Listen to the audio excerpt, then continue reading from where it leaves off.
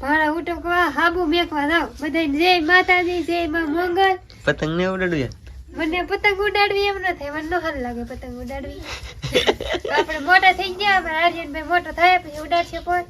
વાહ જનકભાઈ ઉડાડવા રહે એ મફત ઉડાડશે. બસ બસ તો આશુબેન ની આજ પાછો બનાવશે માંડવી પાક ને શું બનાવવાનું? માંડવી પાક, તલ પાક ને મમરા લાડવા. તેલ પાક હા, ને મમરા લાડવા. ત્રણ વસ્તુ આ બનાવવાની. બનાવવાળા તો હું આવી જાઉં ગામમાં. પતંગ સકાવવાના ભાઈ, તો અહીંયા તો કઈ શક્તિ જ નહીં કે ભાળી જ નહીં, પતંગ જ નહીં દેખાડ ધાબા પેલી. કોઈ પતંગ જ ન સકાવે, બધા ગામમાં વૈયા જાય. અહીં તો કોઈ પતંગ સકાવવાના છે નહીં, તો આપણે જવાનું છે ગામમાં કારખાને.